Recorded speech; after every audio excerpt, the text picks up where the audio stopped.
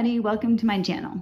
My name is Sharon, and this is a channel that is dedicated to all things related to narcissism. I make videos every Monday, Wednesday, and Friday on all types of topics related to narcissism. So if you haven't already, please take a moment to subscribe to the channel so you don't miss any videos. I would really appreciate it if you gave the video a thumbs up. It's a free way you can help me out. And definitely don't forget to leave a comment because I like to read what you have to say. When I was in labor with my first child, I was in anguish. It was agony. After 3 straight hours of pushing, I was exhausted. At that point, I literally wanted them to wheel me out of the room and cut her out of me. I was desperate, but I didn't even have the strength to speak. As I writhed on the bed and cried, I was thinking though, and these were my thoughts, this is it. I will never have another child, never. I'm going to die. Wanting a baby was a horrible idea. How could I do this to myself? And at one point, the doctor told me that he could see my baby's head. Relief flooded through me. Oh, thank God. This baby's going to be born soon. Oh, yay. No, she wasn't. That went on for some time. But when finally that baby was born, all thoughts of pain were gone. They vanished. I was a mother. And I wanted to see my baby. I wanted to count her fingers and her toes. I wanted to hold her and breathe her in. A few years later, I willingly had another baby. Now, I'm telling you this for a reason. Some of you right now are in the labor stage with the narcissist. I won't make it. It's too much. I'm done. Please listen to me if this is you. Yes, you will make it. You're not thinking clearly because you're in agony. You've been betrayed. You can't sleep. Terror overwhelms you. You had no idea agony like this existed. I know. And it's not just me. Many of us know. When I was in labor, I had no choice. That baby was coming.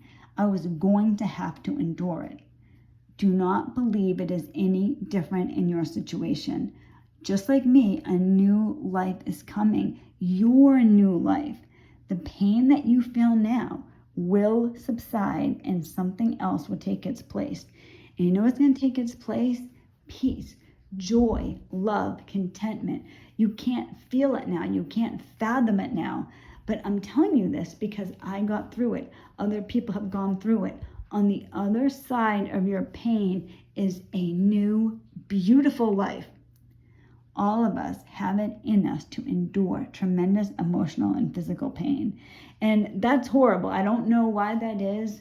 For whatever reason, it seems that going through a lot of pain births out something amazing. You know, I'm a Christian, so I can only speak for Christianity. I'm going to tell you my personal belief when it comes to surviving narcissistic abuse. Now, I know this isn't for everybody, and I did not come to this conclusion lightly, but I'm convinced it's true. I think the reason it's so difficult to get through, so painful, so seemingly unendurable, is because you are not dealing with something that is human. You're dealing with something out of the ordinary. You're dealing with demons. You're dealing with something that, now whether the narcissist knowingly is like this or not, it doesn't matter. You're dealing with something evil. I believe that. And the reason I believe that narcissists are evil is because I can recognize evil because I know something that's good. Right? Like if you think about it, you can only know something that's good, something that's beautiful, if you know the opposite, something to compare it to.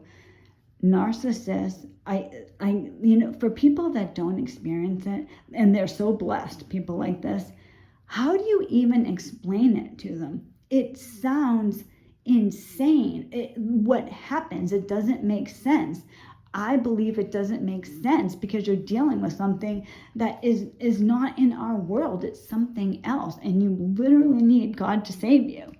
Now, I do believe that whether or not you believe in God, he can still come save you. It's not an issue of calling on God. I didn't call on God. Now, I did when I was towards the end, but at the very beginning, and I'm so grateful for this. This is part of the reason why I even have the faith that I have now. God reached down and pulled me out, but it was painful. I had to go through pain. I had to realize things. I had to suffer. And it's like that for some reason. Just like when you're in labor, it hurts very badly. But at the end, you have this beautiful reward. And it's like that with birth, like all types of birth. Even if you look at a human birth, for example, a baby that you have a cesarean section for, so there's not that agony that there is when you give birth vaginally. Typically, the baby's APGAR scores, their initial presentation to the world, aren't as good for a cesarean baby than a vaginally born baby, for whatever reason. Because I'm sitting here telling you how horrible it was when I was in labor. Don't forget what it must be like for the poor baby. At least I had some pain medication. I had an epidural, so it wasn't as bad as it could have been. But the baby, it doesn't have that. It's like pushed and squeezed, and like my daughter, I was in labor for 40 hours. I was actively pushing for almost 4 hours. That whole time she was squeezed and poked and prodded, and then she's brought out into the world in these bright lights. And think of the poor baby. But it needs that. It's like that for animals too. When you think about, like, I don't know if anyone's ever, well, I'm sure you can picture like a chicken, being born out of its egg. It looks like, they're pecking out, and you can see like the little hole, and it seems like, oh, I'm gonna help this little bird. I'm gonna, get it out so it doesn't have to suffer. It doesn't have to be exhausted. Because after the chicken is born, not born, hatched, it lays there absolutely exhausted. But if you pulled the chicken out, if you took its egg off for it, a lot of times they die. For whatever reason, this is how our world is. I don't know. I'm not a theologian. I can't speak for this. But it really does seem that pain produces joy in a lot of cases. When you get through the worst of it, you have the best of everything. It's like that. My greatest fear for 2 years during my separation was losing my house. I held on to that house with all of my heart and soul. I loved my house. I still love my house. I had policemen, my pastor, my friends, and of course Joe tell me that it was just a house. My life and the kids' lives are much more valuable. You can get another house. You can't get another you. You can't get another parish. You can't get another son. I knew all the time that was true, but it didn't ease my pain. It was, I know, but it was too much. It wasn't fair. If I thought about it too much, I would feel sick. I prayed to God to let me keep my house. I even thought to myself, well, God won't give me more than I can endure, and I cannot endure losing my home, so I'm not going to lose it. Something's going to happen. But I knew all along, whether I wanted to admit it or not, that I wasn't going to be able to hold on to that house.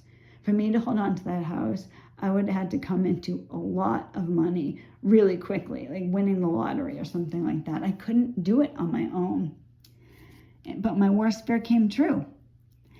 I lost my house. And I didn't think, a couple years ago, I would have thought losing my house, you might as well take me out at the same time, because I was so attached to that house. However, for what I didn't think I could endure, I did. I didn't believe I could handle labor, but I did. There's been a lot of loss in my life. I lost 2 babies before they were born. And I'm not telling you this to complain or to brag or to crown myself the victor of bad things happening. Poor me. No. I'm telling you this so that I understand how you feel. I don't want you to say, yeah, but, you must have some different circumstance. I don't have a different circumstance. Same with Joe. That's part of the reason, when we do the Sharon and Joe show, we talk about things that we have experienced because we did it against all odds. Joe and I did not have anything special about us where we could get out. We did it. God saved us, and we went through open doors. That can be for you as well. I want you to understand that the way that you feel now isn't always how you're going to feel. When you get on the other side of the pain, the other side of that pain is your promise of a new life, a brand new life. Just like you give birth, you have a baby and you're so happy. I'm telling you, when you go through a lot of pain, you appreciate life on the other side. Now, it doesn't mean that life is perfect and wonderful. Joe and I have mentioned that we were both married to narcissists, and the narcissists, both of them, literally leveled us financially. We're in our 40s in the unenviable position of starting completely over.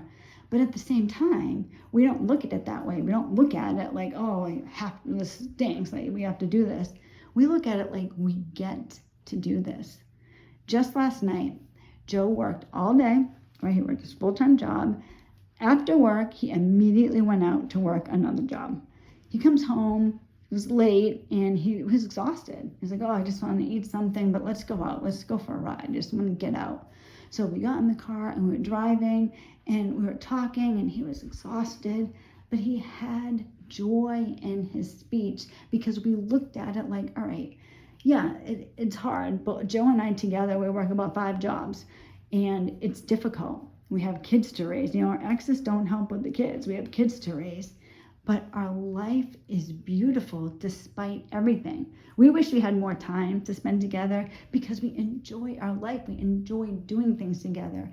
There's life after narcissism, a life that you cannot understand when you are in the worst pain from the abuse. It seems like it's never going to get better. You're never going to go through it. It's the worst thing ever. It is not. You appreciate things after you've been through abuse like that. There's something about it. There's something about the pain that produces a wonderful tomorrow. What you need to do, though, when you're in the middle of the pain is believe. You have to believe. Just like if you believe in God, ultimately, you have to believe in something that you can't necessarily see. When you're in the pain that you're in, when you feel like you're never going to get out, you have to believe in something you don't necessarily see. But just like I had my baby, and if you were pregnant right now and you were talking to me about what it was going to be like to give birth, I can tell you because I did it. If you are in the middle of narcissistic pain, the abuse, and you feel, I can't get out of it, I can tell you because I got through it. Yes, you can. We have we have an amazing ability to get through pain. We don't think that we can, but we can. There is something amazing after you've gone through the agony. It's the way it is for whatever reason, but I did it. You can do it. Joe did it. You can do it. Hold on. I've had a lot of bad things happen to me in my life. I'm not telling you this because I want to complain or, crown myself like the queen of pain. I'm telling you so that you understand that you are not alone. Other people have gotten through it. Many, many people have gotten through this. The people that don't get through it are people that don't believe in the promise. If you believe in the promise that I'm telling you is going to be there, the promise of a new, beautiful life, a life that you can't fathom now, you will get through it. Joe always says, and he has so many good little phrases he says, when he's going through something, he's told people that, he has in a recovery program and he's helped other men, and he said to them, if what I say is wrong, you can always refund your misery. And that's the same with what I'm saying.